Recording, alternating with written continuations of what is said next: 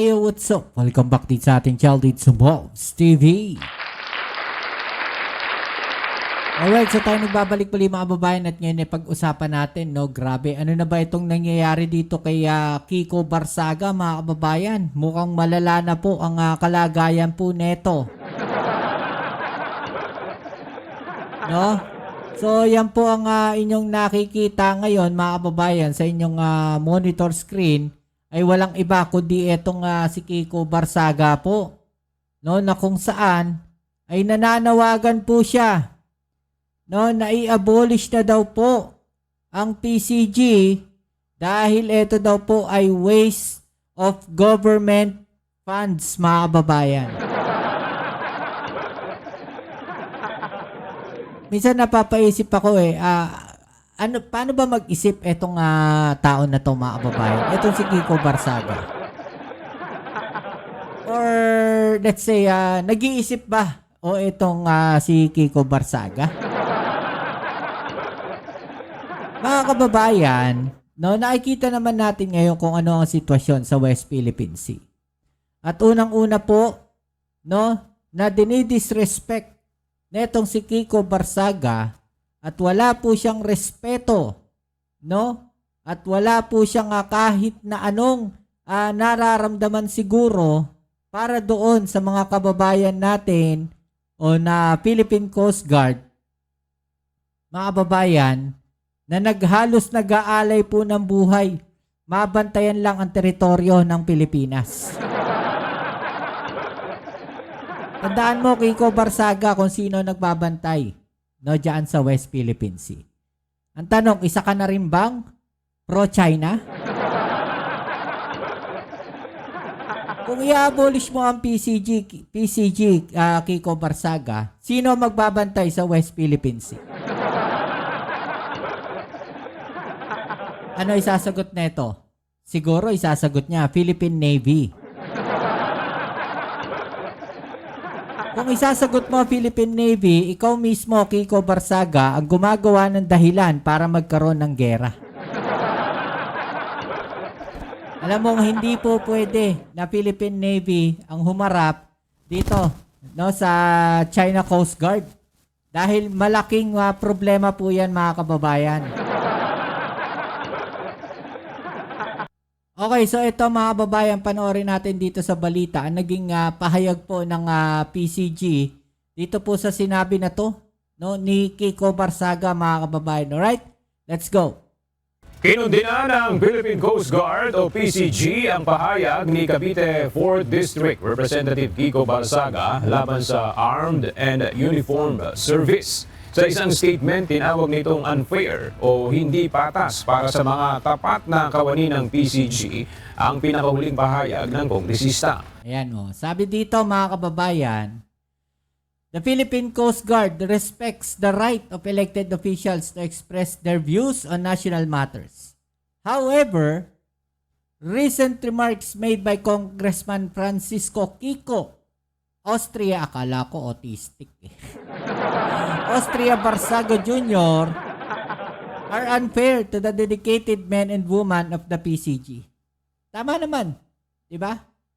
Yung mga tao na yan, no, yung mga tauhan ng PCG mga kababayan, halos inaalay nila yung buhay nila. Mabantayan lang ang West Philippine Sea. Nakikita ninyo sa mga balita, binabangga yung barko ng Philippine Coast Guard. Diba? At kung yan ay lumubog, yun yung mahirap dun eh. Baka magkaroon ng casualties. Hindi natin alam kung nag-iisip ba talaga etong si Kiko Barsaga. Oh. Alam mo, isa lang masasabi ko sa'yo, Kiko Barsaga. No, dito kay Congressman Kiko Barsaga. No, baka wala ka pa sa hinagap ng mga magulang mo, no, nandiyan na ang Philippine Coast Guard. So, sino ka para sabihin na i-abolish ang Philippine Coast Guard? O sige, i-abolish natin yung Philippine Coast Guard. No? Pero si Kiko Barsaga yung ilagay natin sa West Philippine Sea. Siya magbantay doon. Gagawin kaya niya? No? Baka pag nandiyan na yung mga barko ng China, we welcome China. malala na tong si Kiko Barsaga, mga kababayan. Gayunman, nananatiling bukas ang PCG para sa isang dialogo kay Congressman Barzaga at lahat ng stakeholders sa Kongreso para linawin ang anumang maling pagkaunawa at patatagin ang kooperasyon para sa maritime security at safety. Inaakusahan ni Congressman Barzaga ang PCG ng katiwalian at nanawagan ng i-abolish ito. I-abolish, sige, pahig tayo i-abolish yung PCG basta ikaw magbabantay sa West Philippine Sea.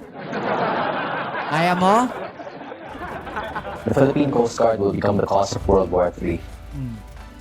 The Philippine Coast Guard is a corrupt establishment that is used to provide high-ranking positions to undeserving public officials, such as PCG Vice Admiral Martin Romualdez and PCG Rear Admiral Larry Gadon. I move to call for the abolition of the Philippine Coast Guard, as they are a waste for government funds.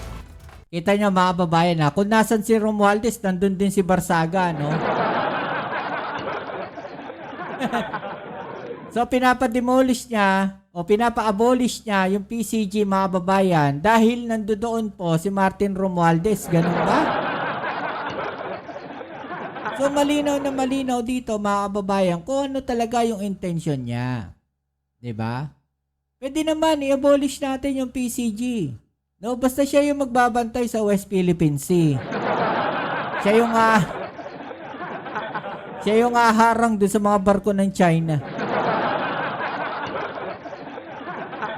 Sir, reaction lang po doon sa sinabi ni Congressman Yao na to abolish the Coast Guard. Any reaction, sir?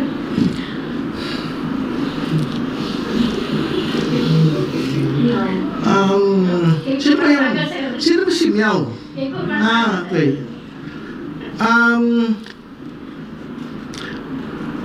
Tingin ko dapat di pinapansin ng Coast Guard yun. Kasi dapat very mission focused po yung Coast Guard eh.